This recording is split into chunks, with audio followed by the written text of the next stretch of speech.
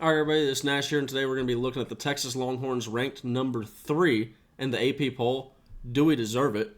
And then also we're going to be comparing ourselves with some of the other, well, not some of, all the other top 10 teams and where they came out in the top 25 poll and where each voter had them placed. So I got a cool graph coming up on that, so stay tuned. And without further ado, let's just hop right on into it. So if you like the video, drop a like on the video, subscribe to the channel, and then comment down below your thoughts on us being ranked number 3.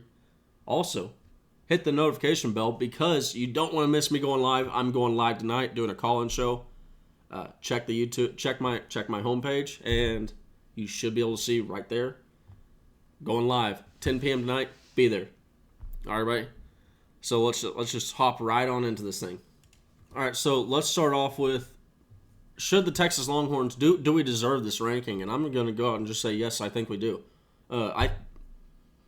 You can't look at really another team, and you're going to see this with the poll. Like, it's really indicative of this with how widespread it is. Like, if you listen to Joe Klatt, he talks about how we finally have parity. Honestly, you can include the top 11 because there should be another team included. I would personally include LSU in that team.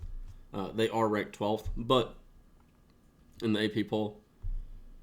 But I think, yes, Texas does belong. You're seeing the parity. Like, this is something that college football has been lacking for such a long time, and I think this is also going to show, hey, next year with a 12-team playoff, this is going to be fun. This is going to be, like, college football is going to be very fun. It was already fun. It was especially fun if your name was Georgia. If you were a fan of Georgia, Ohio State, or Alabama the last few years, yeah, college football was real fun for you. But it's about to get even more fun. And so let's just look at where Texas was early on in the year, how they had us in the preseason. Let's compare where they have us now. So obviously early on, that's going to be the white bars because, we were, if you remember watching that video, I talked about how there was actually from votes number 16 through 21, that's the same amount of votes from 9 through 6. The media, they didn't know how to vote Texas. You could see some people, they were, I'm bullish on Texas, but some people, they were hesitant. They're hesitant to jump on in. Well, now you see week 4 poll is in, and you can see it's in the orange. The votes are coming in for Texas. There's not a single AP voter that has Texas out of the top 10. I don't know when the last time this happened. The last time that I think we've ever had a poll like this, I'm just going to go off a guess, is going to be the preseason poll for 2010. No, that is going to be my guess because nobody was predicting Texas to fall off after that 2009 bowl game or BCS National Championship bowl game. Now, yeah, like I said, the Texas Longhorns, the media is all in. The AP voters, they are completely all in on the Texas Longhorns in the year 2023 right now. It's just that's a ton of votes. I think. 99% of our votes are in the top 7, or 99% of people have Texas the top 7 team.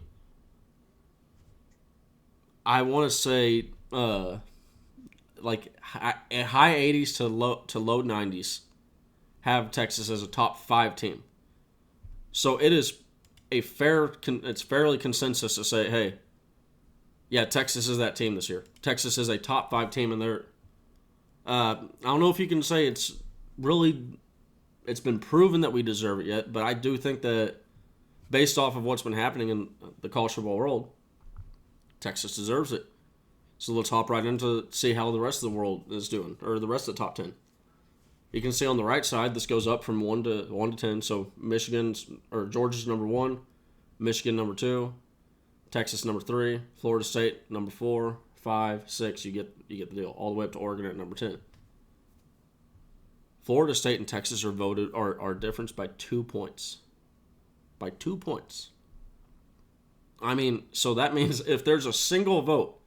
If one of our ranked 7 votes is a rank 8, Florida State's rank 3. So they have Florida State and Texas neck and neck. But you can see Florida or Georgia. No, definitely not Florida. Florida is not number one. But you can see Georgia has a clear gap. They have a clear stronghold on the number one rank. But really, if you were to ask people, I don't think that there's I think that's just more of a respect. Hey, y'all won the national championship, and no one's really said, hey, we're a number one team yet, so we're just going to give it to you. Michigan, kind of a similar thing. Hey, I mean, of all the top 5, top 10 teams, y'all have been right there with all the other teams and how y'all performed. Y'all, there's been lackluster performances, but at the end of the day, y'all held it down. We're just gonna throw y'all number 2. And then here you have the new kids in town. You got Texas and Florida State trying to make a comeback. Now, what's interesting is Florida State actually does have more top 4, and not just top 4, but top 5 votes than Texas does, just by a little bit. So, I mean, honestly, you could consider that there's more upper level faith in Florida State than there is in Texas. But they're a little bit more diverse in the votes. USC, they're the team that's next behind. And then Ohio State, this is a team that people are really unsure of. I mean, you really look at it, this is the most. They have 7 votes each category from rank 3 through 7 has at least 7 votes for Ohio State. That's the only team that can, span across a voting range like that and say that. Now Texas is pretty close with 2 through 7 being minimum of 5 votes, but you get the point. And honestly, people view Texas and Ohio State pretty similar this year. There's just a lot of uncertainty as to where they should be ranked and how they should be ranked. But you see, similar to Penn State, but at the end of the day, most of the votes are in the 6 through 8 range. Notre Dame, I do think that this has a chance to flip-flop. Notre Dame, I think, has a chance to insert themselves on top 4. Big game versus Ohio State this weekend coming up. And then Oregon, they're kind of holding it down as far as, hey, we're a top 10 team, but we're we're on the back half, and they're going to need some better wins coming up here. But so at the end, I think what this graph goes to show is the level of parity that you have in college football right now, and man, it's wide open. The college football playoff race is wide open. This is a year where I think that you could actually have a 2-loss team make the college football playoff,